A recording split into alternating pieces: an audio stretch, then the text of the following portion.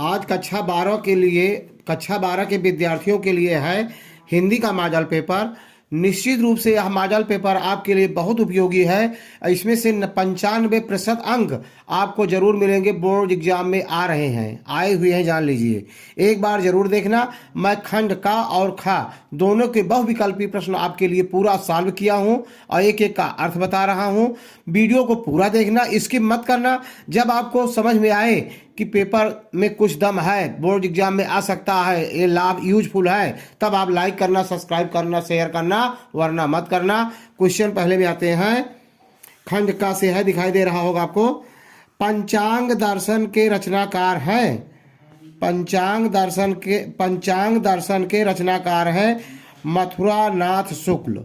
पहला विकल्प सही है। 4 विकल्प दिए गए हैं, मैं सीधा टाइम वेस्ट नहीं कर रहा हूं, जो विकल्प सही है उसी को मैं बता रहा हूं।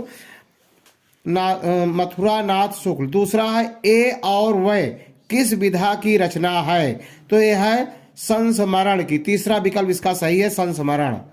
तीसरा क्वेश्चन है सत्यार्थ प्रकाश रचना है, तो इसका उत्तर होगा तीसरा विकल्प सही है, स्वामी दयानंद की। किसका है? स्वामी दयानंद जी का। चौथा विकल्प प्रश्न है ब्राह्मण पत्रिका के संपादक हैं, तो इसमें चौथा विकल्प में तीसरा विकल्प सही है, प्रताप नारायण मिश्र। कई विकल्प दिए गए हैं, जो सही है मैं इसको बता रहा हूं आपको। दूसरा क्वेश्चन है, दूसरे का पहला का है वैदेही वनवास के रचयिता हैं, तो इसका चौथा विकल्प सही है, अयोध्या सिंह उपाध्याय हरिऔध। अगला है जयशंकर प्रसाद की रचना नहीं है। अब इसमें आंसू भी जयशंकर प्रसाद की है, लहर भी जयशंकर प्रसाद की है, झरना भी है, और यामा जो है महादेवी यामा जो है जयशंकर प्रसाद की नहीं है। यही विकल्प सही है। अगला तीसरा है गा क्वेश्चन है गुंजन के रचनाकार हैं, तो गुंजन के रचनाकार हैं सुमित्रा नंदन पंत। ये दूसरा विकल्प सही है। अगला क्वेश्चन है दीप शिखा किसकी रचना है, तो इसका दूसरा विकल्प सही है, महादेवी वर्मा। छायावाद की प्रमुख प्रवृत्ति है, 4 विकल्प दिए गए हैं, इसका है स्थूल के प्रति सूक्ष्म का विद्रोह, इसकी प्रमुख प्रवृत्ति है। तीसरा विकल्प सही है। अगला क्वेश्चन है, तीसरा क्वेश्चन है गद्यांशों पर आधारित निम्नलिखित प्रश्नों के उत्तर दीजिए। वेरी वेरी इंपॉर्टेंट, पहले इसको खूब अच्छी तरह पढ़ना 1-2 बार। इसमें जो प्रश्न पूछे गए हैं उनका उत्तर इसी में समाहित है, इसी में है, खोजना है आपको। जन्म लेने वाले प्रत्येक व्यक्ति के भरण पोषण की, उसके शिक्षण की, जिससे वह समाज के एक जिम्मेदार घटक के नाते अपना योगदान करते हुए अपने विकास में समर्थ हो सके, उसके लिए स्वस्थ क्षमता की अवस्था में जीव को उपार्जन की और किसी भी कारण वह संभव न हो तो भरण पोषण की तथा उचित अवकाश की व्यवस्था करने की जिम्मेदारी समाज की है। प्रत्येक सभ्य समाज इसका किसी न किसी रूप में निर्वाह करता है। प्रगति के यही मुख्य मानदंड हैं। अब प्रश्न है समाज का मुख्य उत्तरदायित्व क्या है, प्रगति का मानदंड क्या है। तीसरा है रेखांकित अंश की व्याख्या कीजिए, जीव को उपार्जन और भरण पोषण में क्या अंतर है। पाठ का शीर्षक और लेखक का नाम लिखिए। मान लीजिए तो आपके किताब का है, देख के लिख देंगे, इसमें सभी का अर्थ छिपा हुआ है, आप ढूंढ करके लिख सकते हैं, अथवा किया गया है। इसी तरह चाहे उसको करिए चाहे इसको पढ़ के उत्तर दीजिए। अगला क्वेश्चन लेते हैं। चौथा क्वेश्चन है, आपको दिखाई दे रहा होगा, पद्यांश पर आधारित निम्नलिखित प्रश्नों के उत्तर दीजिए। देख रहे हैं ना। अब इसी पद को पढ़ करके इसके नीचे प्रश्न पूछे गए हैं, इन्हीं प्रश्नों का उत्तर इसी पद में है, आपको देना है। और 10 अंक का है, कोई भी क्वेश्चन आपको छोड़ना नहीं है, सभी प्रश्नों को अटेम्प्ट करना है, तभी आपको अच्छे अंक मिलेंगे। अगला क्वेश्चन हम लेते हैं। 5वां क्वेश्चन है निम्नलिखित में से किसी एक लेखक का जीवन परिचय देते हुए उनकी रचनाओं का उल्लेख कीजिए। अधिकतम सीमा शब्द 80 शब्द का हो। 5 अंक का है। देख रहे हैं, वेरी वेरी इंपॉर्टेंट क्वेश्चन है। आपके किताब में हिंदी की किताब जो पढ़ते हैं वो मिल जाएगा, लेकिन ध्यान देना ये साहित्यिक हिंदी का पेपर है, APJ अब्दुल कलाम, दूसरा है जैनेंद्र कुमार, तीसरा है वासुदेव शरण अग्रवाल। तीन में से किसी एक का लिखना है। खा क्वेश्चन है, निम्नलिखित में से किसी एक कवि का साहित्यिक परिचय देते हुए उनकी मुख्य रचनाओं का उल्लेख कीजिए अधिकतम 80 शब्द पर। तो जैसे किनका है, भारतेंदु हरिश्चंद्र, दूसरा है रामधारी सिंह दिनकर, तीसरा है सुमित्रा नंदन पंत। छठवां क्वेश्चन है, कथानक के आधार पर पंचलाइट अथवा कथानक के आधार पर पंचलाइट अथवा बहादुर कहानी के तथ्यों पर प्रकाश डालिए, 80 शब्दों में लिखना है। अथवा खून का रिश्ता अथवा कर्मनाशा की हार कहानी के प्रमुख पात्र का चरित्र चित्रण लिखिए। तो आपके टेक्स्ट बुक का है, क्वेश्चन पेपर पूरा देखना, इसके मत करना और एक दो बार देखना। अगला है 7वां क्वेश्चन, स्वपठित खंड काव्य के आधार पर किसी एक खंड के प्रश्न का उत्तर लिखिए। प्रतापगढ़ जिले में जो है सत्य की जीत चलती है, मैं बता दे रहा हूँ। इसमें कई नाटक हैं, आप अपने सर जी से पूछ लेना या गूगल में सर्च कर लेना अथवा अपने किताब में देखेंगे तो उसमें लिखा रहता है। तो कौन सा खंड काव्य किस जिले में चलता है, तो प्रतापगढ़ जिले में खंड काव्य सत्य की जीत चलता है। उसी के आधार पर प्रतापगढ़ वालों को उत्तर देना है, बाकी किसी को टच नहीं करना है। जिसके जिले में जो चलता है उसका उत्तर देना है आपको। अभी मैं इसका कहानी आपको दिखा रहा हूँ, समझा रहा हूँ कि सत्य की जीत की कहानी कैसे आप लिखेंगे। खंड खा है सत्य की जीत, देख रहे हैं ना, आपको दिखाई दे रहा होगा। द्वारका प्रसाद महेश्वरी ने लिखा है। ये कहाँ कहाँ किस किस जिले में चलती है, झांसी, बदायूं, प्रतापगढ़, रामपुर, पीलीभीत, लखनऊ, इटावा, बलिया, बिजनौर। इतने जिले के विद्यार्थियों को इस सत्य की जीत के बारे में जो भी पूछा गया हो उनके बारे में लिखना है। तो सत्य की जीत की कथा वस्तु सारांश आप देख ले सकते हैं पूरा। यहाँ पे कवि के बारे में थोड़ा सा बताया गया है, ये देख रहे हैं कवि के बारे में। यहाँ शुरू से लिखेंगे, पूरा का पूरा नंबर आपको मिलेगा। सत्य की जीत जो है ये देख रहे हैं ना, एक झांसी, बदायूं, प्रतापगढ़, रामपुर, पीलीभीत, लखनऊ, इटावा, बलिया, बिजनौर, इतने जिलों में चलता है। तो सत्य की जीत का सारांश आप एक बार देख, आपको दिखाई दे रहा होगा अच्छी तरह से। इसको लिखेंगे,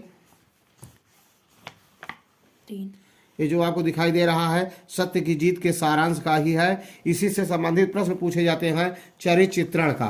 किसका पूछा जाता है, चरित्र चित्रण। जैसे द्रौपदी का चरित्र चित्रण पूछा गया तो आपको दिखाई दे रहा होगा द्रौपदी का, यहाँ से लेकर के पूरा यहाँ तक लिखेंगे। कुछ पद में लिखा गया है, याद कर लेना। अच्छा नंबर प्राप्त करने के लिए कोई भी क्वेश्चन आपको नहीं छोड़ना है। देख रहे हैं ये सब हेडिंग डाला गया है, इसमें काली से करके फिर नीली से आप लिखेंगे धर्मनिष्ठ सती साध्वी नारी, अंतिम है द्रौपदी के बारे में। फिर दूसरा चरित्र चित्रण है दुशासन का, देख रहे हैं ना, आपको दिखाई दे रहा होगा दुशासन के बारे में इतना है, आपको पूरा लिखना है, एक भी लाइन नहीं छोड़ना है। अगला है धृतराष्ट्र का, देख रहे हैं धृतराष्ट्र के बारे में भी आए तो आप इतना लिख सकते हैं पूरा। अगला है ये पन्ना, अगले पन्ने में है इसका का, देख रहे हैं आपको दिखाई दे रहा है धृतराष्ट्र के बारे में। इस तरह से आपको पूरी कहानी, प्रश्नोत्तर, जीव चरित्र चित्रण मिल गया। कोई क्वेश्चन नहीं छोड़ेंगे अच्छे अंक प्राप्त करने के लिए। खंड देख रहे हैं ना, खंड खा दिखाई दे रहा है। अब आपको कोई भी क्वेश्चन नहीं छोड़ना है, तभी आपको अच्छे अंक मिलेंगे। वीडियो को पूरा देखना है, स्किप नहीं करना है। निम्नलिखित में से किसी एक का संस्कृत गद्यांश का हिंदी में अनुवाद कीजिए और उसका संदर्भ भी लिखिए। देख रहे हैं ना, इसमें आप दिखाई दे रहा है, चाहे अथवा लिखा गया है चाहे इसका अर्थ लिखेंगे, दो में एक करना है। अथवा है संवर्धनस्य साधूनाम दुष्टनाष्ट विमर्दनम, मतलब इसका जो है अर्थ लिखना है आपको। निम्नलिखित 9वां क्वेश्चन है, निम्नलिखित में से किन्हीं दो प्रश्नों के उत्तर संस्कृत में दीजिए। देख रहे हैं इतना प्रश्न दिया गया है, किन्हीं दो प्रश्नों का उत्तर देना है। 10वां क्वेश्चन है करुण रस अथवा रौद्र रस का अस्थायी भाव के साथ उदाहरण दीजिए। अनुप्रास अथवा भ्रांतिमान अलंकार की परिभाषा से उदाहरण दीजिए। रोला अथवा इंद्र वज्रा का लक्षण लिखते हुए इसका एक उदाहरण दीजिए। क्वेश्चन नंबर 11 है निम्नलिखित में किसी एक विषय पर अपनी भाषा शैली में निबंध लिखिए। वेरी वेरी इंपॉर्टेंट है। मेरा प्रिय कवि, हम दो हमारे दो, वृक्ष हमारे साथी, समाचार पत्र की उपयोगिता। क्वेश्चन नंबर 12 है, बहुविकल्पी है, पूरा हल मिलेगा आपको। नयनम का संधि विच्छेद है। अब नयनम का संधि विच्छेद होगा, 4 विकल्प दिया गया है, सब विकल्प इसका सही है। ने धन अनम बराबर नयनम हो जाएगा। दूसरा है वृद्धा का संधि विच्छेद होगा, वृद्धा का संधि विच्छेद होगा ब्री धन ध्वा, तब हो जाएगा वृद्धा। अगला तीसरा है रामस चलति का संधि विच्छेद होगा रामा धन चलति, रामस चलति। अब आपको ध्यान देना है, किसी भी आपको डाउट हो तो अपने सर जी से पूछ लेना अथवा गूगल पे सर्च कर लेना। आजन्म में समास है, देख रहे हैं इसमें आपको समास लिखना है। चंद्रशेखरा में समास है तो चंद्रशेखरा में होगा बहुव्रीहि समास। इसका देखिए चंद्रशेखरा जो है समस्त पद है, क्या है, चंद्रशेखरा में है समस्त पद, चंद्रशेखरा है। समास विग्रह इसका होगा चंद्रा शेखरे यश सह, अर्थात हिंदी अर्थ होगा इसका चंद्र है जिसके शेखर पर। तो इसी तरह लिखेंगे समस्त पद चंद्रशेखरा, समास विग्रह चंद्रा शेखरे यश सह, हिंदी होगा चंद्र है जिसके शेखर पर बराबर बहुव्रीहि समास। देख रहे हैं ना, इसी तरह से लिखेंगे तब आपको पूरा अंक मिलेगा। अगला है तिष्ठाव अथवा अदनाम किस धातु, किस लकार, किस पुरुष, किस वचन का रूप है। आधा आधा करके है, 2 नंबर का है, सब कुछ आपको लिखना है। अब इसके बारे में देखिए, मैं तिष्ठाव का बता रहा हूँ। तिष्ठाव का होगा, देख रहे हैं ना, दिखाई दे रहा होगा, ये उत्तम पुरुष है। तिष्ठाव कहाँ का है, उत्तम पुरुष का है और द्विवचन है, लट लकार का रूप है, आस्था धातु है जिसका अर्थ होता है ठहरना। देख रहे हैं ना। अब आपको अगला है, इसमें तिष्ठाव का आप समझ गए होंगे जो लिखना है आपको। अगला है राज्यों रूप है राजन शब्द का, तो राज्यों इस सप्तमी और खष्टी दोनों होता है, तो सप्तमी विकल्प में नहीं है, तो इसका होगा खष्टी विभक्ति द्विवचन का यह रूप है राज्यों। देख रहे हैं ना, विकल्प इसका बात सही है। अभी रूप है इदम शब्द स्त्रीलिंग पे, इदम पुल्लिंग में भी होता है स्त्री, तो इसलिए स्त्रीलिंग में बताना है, तो तृतीया विभक्ति बहुवचन है आभि। अगला है पठितव्या शब्द में प्रत्यय है, तो इसमें है तब्यत प्रत्यय। कौन सा प्रत्यय है, तब्यत प्रत्यय है। लघुता शब्द में प्रत्यय है, अब इसको अपना देख लेंगे। रेखांकित पदों में से किसी एक पद में प्रयुक्त विभक्ति तथा उससे संबंधित नियम का उल्लेख कीजिए। जैसे है पहला है गृहम परिता उद्यानम अस्ति, कर्णेन बधिरा अस्ति, रामम सर्वेशाम श्रेष्ठा। तो एक का मैं बता रहा हूँ, देख लीजिए, गृहम परिता उद्यानम अस्ति, वेरी वेरी इंपॉर्टेंट है। इसका आप इस तरह लिखेंगे, सूत्र होता है अभिता परिता सामान्यिक साहा प्रतियोगे अभी योग में द्वितीया विभक्त होती है। ये सूत्र लिख देंगे, इतने में द्वितीया विभक्त होती है, इसलिए ग्रामम में कौन सी विभक्त होगी, द्वितीया होगी। मतलब ग्रामम प्रत्यय, गांव के दोनों चारों ओर क्या है, ग्रामम परितः उद्यानम अस्ति, गृहम परिता घर के चारों तरफ बगीचा है, तो गृहम के परिता होने के नाते गृह में द्वितीय विभक्त होगा। यही सूत्र आप लिख देंगे, आपकी किताब में है, देख करके याद कर लेना, लिख देंगे, आपको पूरा अंक मिलेगा। अगला है 14वां क्वेश्चन है, निम्नलिखित वाक्यों में से किन्हीं 2 का संस्कृत में अनुवाद कीजिए, मुझे पढ़ना चाहिए। और हम तीसरा है वह दोनों कहाँ गए थे। अब इसका दोनों का मैं अनुवाद बता रहा हूँ, देख लीजिए।